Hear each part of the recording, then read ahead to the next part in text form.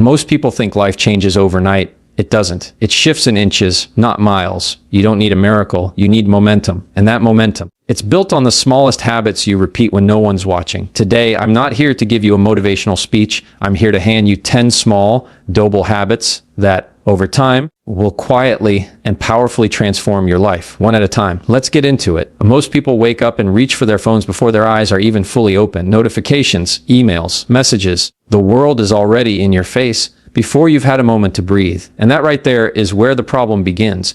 Because when you start your day in reaction, you give your peace away before you even step out of bed. Let me offer you a shift, not a big one, just a small intentional habit that changes everything. Start your day with intention. That doesn't mean you need to light incense, chant affirmations, or read a 30-page manifesto before breakfast. I'm not talking about a morning ritual that looks good on Instagram. I'm talking about 5 quiet minutes with yourself. That's it. 5 minutes of silence, of stillness, of ownership, where you don't belong to the world yet. You belong to you. Here's the truth. Your morning isn't about what you do. It's about who you're becoming. When you start your day by reacting to texts, to people's opinions, to the rush of life, you reinforce one thing: that you're behind, that you're already late, that you're chasing something. And that feeling, if you're not careful, becomes your baseline. But imagine waking up, sitting up in bed, and instead of scrolling, you just pause. You sit, you breathe, you ask yourself, what matters to me today? Not just what's on my to-do list, not just what's urgent, but what's actually important.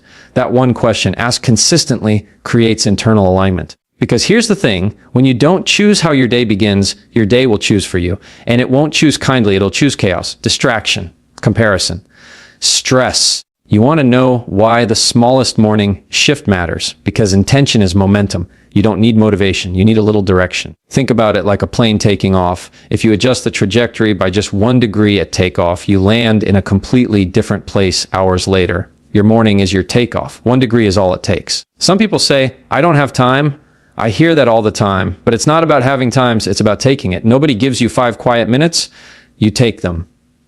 You claim them. You defend them like they matter, because they do. Those 5 minutes, they're not for productivity, they're for presence. Maybe that's journaling 1 sentence. Maybe it's sipping coffee while looking out the window, no phone, no podcast, no noise. Maybe it's just you sitting still, breathing deep, and choosing your energy before the world starts choosing it for you. You start with a clear mind, and suddenly your decisions change. You're less reactive in traffic, less rattled by that one email, more patient with your kids. You've already taken care of your internal world before the external one gets messy. And let's be honest, it always does. You don't rise above the chaos. You just meet it stronger. And this isn't something you have to do perfectly every day. Let that go. This is not another box to check. It's a permission slip to stop, to breathe, to listen to yourself before you listen to the world. And when you do this, day after day, something shifts. You begin to build a quiet confidence. You don't need a morning pep talk from a podcast. You don't need to fake energy or fake peace, because you've already chosen it. You've built it from the inside out,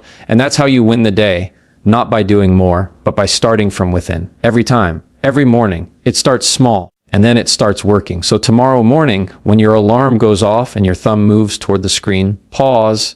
That moment right there, that's the doorway. Choose you, choose quiet, choose your day, and watch everything else follow. Let's talk about something ridiculously simple, something so small, so easy to brush off that most people never realize its power. Making your bed. I know, it sounds basic, childish even. Maybe you haven't made your bed since your mom made you do it growing up. Maybe you think, why bother? I'm just going to mess it up again tonight. I hear you. But this isn't about sheets or pillows. This is about something deeper. This is about momentum. Because the moment you wake up, you're faced with choices. Choices that seem insignificant, but speak volumes about how you move through the world. And making your bed, it's not about the bed. It's about the message you send to yourself first thing in the morning. I finish what I start. I take care of my space. I'm in control of how my day begins. It's the first promise you keep to yourself. See, we tend to underestimate the little wins. We're always chasing the big goal, the dream job, the six-pack, the perfect relationship. But success doesn't show up in giant moments. It lives in the small, repeatable habits that shape your mindset when no one's looking. Making your bed isn't about perfection. It's about presence. It's a 2-minute act that creates order. And order matters. When your external environment is chaotic, your internal environment follows. But when you walk out of your bedroom and that bed is made, even if the rest of your day falls apart, you've already won once. You've already chosen discipline over delay, action over avoidance. That kind of win builds confidence. Quietly, steadily, It tells your brain, I can handle the next thing. I've already handled this. And if you're someone who's struggling to feel motivated, someone who feels like life's just happening to you, like you're in survival mode, start there.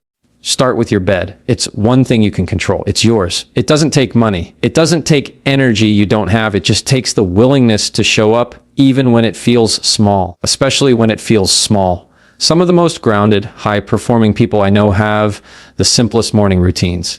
They don't overthink it. They don't scroll. They don't start their day by reacting. They stack small wins, and that first one, it's almost always something basic, something like pulling the covers up and smoothing them out, straightening the pillows, creating peace in their space before the world tries to pull them in 100 directions. Now let me say this isn't about turning you into a machine. You're not trying to become rigid or robotic. You're simply creating a rhythm, a beat that your day can march to. And when life gets loud, and it will, that rhythm is your anchor. What I love about this habit is that it's not glamorous. It doesn't need an app. It doesn't require some 21-day challenge. It just requires you. And that's where the real power lies. Because the second you prove to yourself that you're capable of creating order, of taking initiative, of following through, you start looking at other parts of your life the same way. It's not just about a tidy bed. It's about a tidy mind. You walk out of that room a little taller. You speak with a bit more certainty. You carry yourself like someone who takes care of things, because you are.